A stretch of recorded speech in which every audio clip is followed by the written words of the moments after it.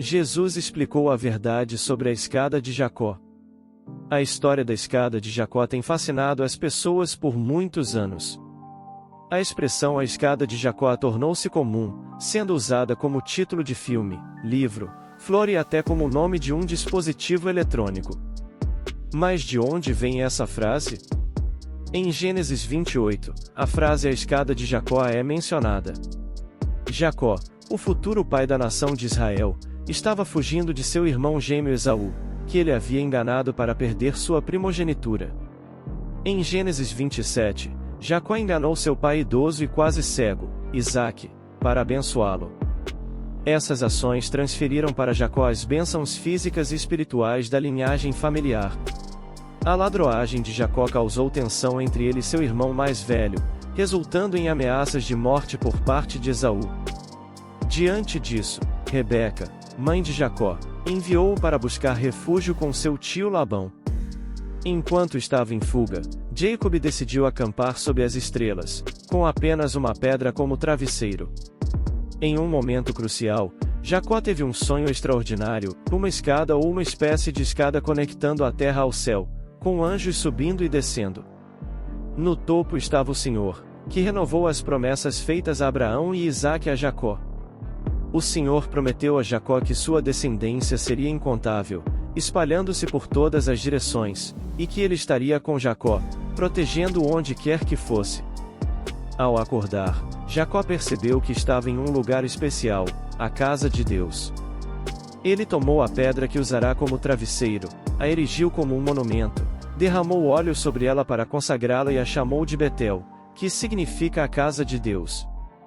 Neste momento, Jacó fez um voto a Deus, comprometendo-se a servi-lo, reconhecendo que Deus seria seu Deus e oferecendo 1/10 de tudo como oferta de gratidão e dependência. Esta foi a primeira experiência sobrenatural de Jacó com Deus, uma visão que ecoa de Abraão em Gênesis 15. É interessante notar que Jacó estava praticamente na mesma idade que Abraão quando Deus o instruiu a deixar sua terra natal e viajar para uma nova terra. A escada, nesse contexto, era uma espécie de rampa ou escada construída contra as muralhas da cidade. Jacó não apenas teve uma visão de Deus, mas também recebeu uma mensagem dele, confirmando as promessas feitas a Abraão e Isaque. Quando Jacó acordou, ele percebeu que o Senhor estava naquele lugar, mesmo que não soubesse inicialmente. Este lugar, apesar de não ter mudado externamente, transformou-se de um deserto solitário em um espaço sagrado.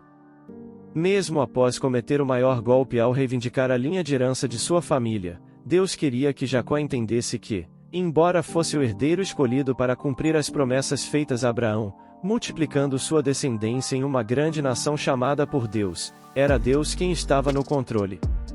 O plano seria executado à maneira de Deus, não a de Jacó.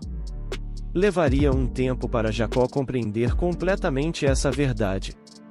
A reação de Jacó a esse encontro com Deus foi uma transformação notável. A cidade pagã de Luz foi renomeada para Betel, que significa a casa de Deus. Jacó não apenas transformou a pedra que servirá de travesseiro em um altar, mas também derramou óleo sobre ela, consagrando-a como um ponto de encontro com o divino. O que antes era um lugar sombrio se tornou um espaço sagrado invisível, reconhecendo o sobrenatural em meio ao mundo natural hostil. Em conclusão, embora Jacó tenha cometido atos enganosos, Deus queria que ele entendesse que, apesar de ser o herdeiro escolhido para cumprir as promessas divinas, era Deus quem estava no controle.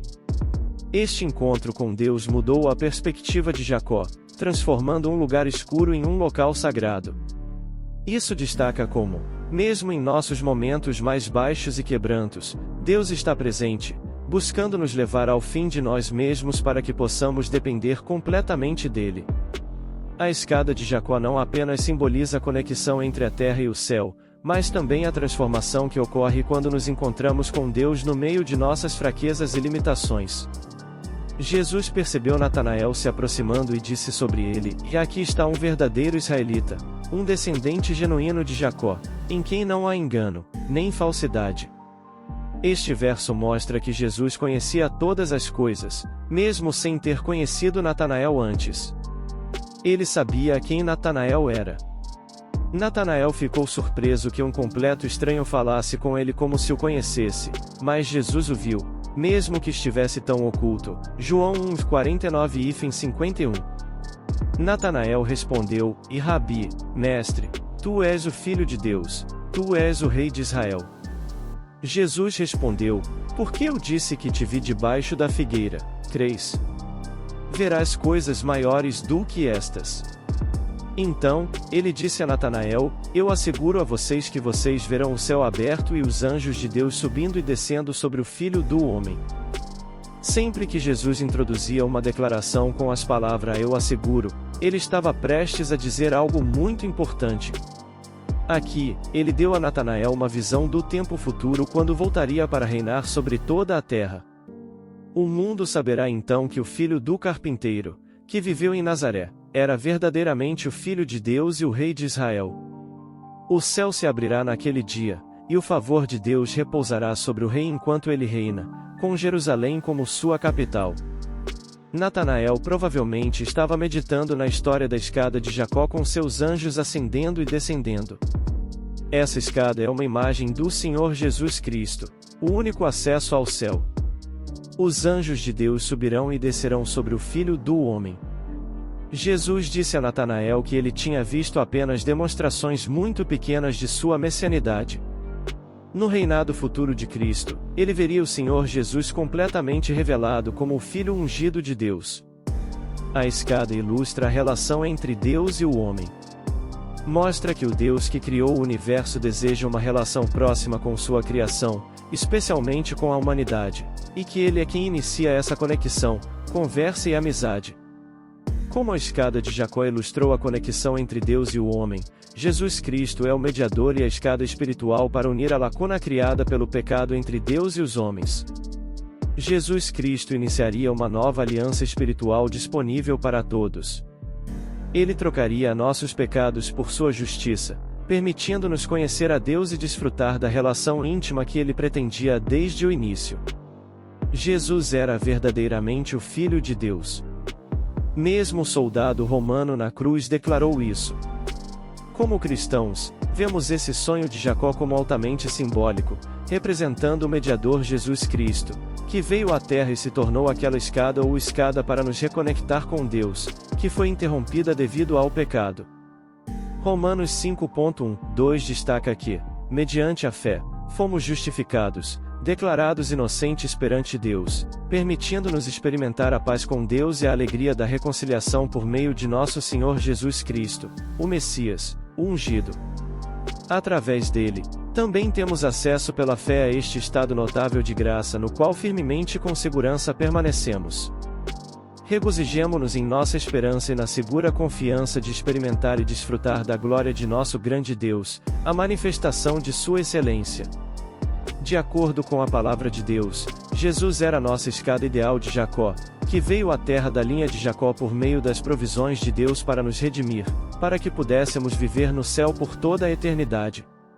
A reação de Jacó a essa visão sugere que ele pode ter se tornado um verdadeiro crente nessa ocasião. O sonho de Jacó enfatiza a graça iniciadora de Deus, não porque ele era justo, mas por causa da chamada de Deus e da fidelidade a Abraão. Jacó era a terceira geração a receber as promessas da aliança abraâmica. Como Jacó provavelmente nunca tinha ouvido a voz de Deus antes, o Senhor se identificou através de Abraão e Isaque. A escada, na verdade, mais parecida com uma escada rolante, os termos hebraicos implicam que a escada estava em movimento, com uma escada subindo e outra descendo, e anjos ascendendo e descendendo. Jacó sabia que o céu, onde Deus residia, estava no topo das escadas. Quando ele acordou, ele prometeu a Deus 1/10 de tudo o que ele criou. Quando olhamos para os personagens em Gênesis, podemos ver paralelos com Jesus. Voltemos ao tempo em que Abraão foi instruído a oferecer Isaque como sacrifício. Ele foi direcionado a uma montanha específica conhecida como Moriá. Anos depois, essa mesma montanha se tornou conhecida como Gólgota, o lugar onde Deus sacrificou seu único filho. Adão e Eva, em meio à punição de Deus, receberam uma promessa em Gênesis 3. Portanto, desde que fomos justificados, ou seja, absolvidos do pecado, declarados sem culpa perante Deus pela fé, compreendamos que temos paz com Deus e a alegria da reconciliação por meio de nosso Senhor Jesus Cristo, o Messias, o ungido. Através dele, também temos acesso pela fé a este notável estado de graça, no qual firmemente com segurança permanecemos. Regozijemo-nos em nossa esperança e na segura confiança de experimentar e desfrutar da glória de nosso grande Deus, a manifestação de sua excelência.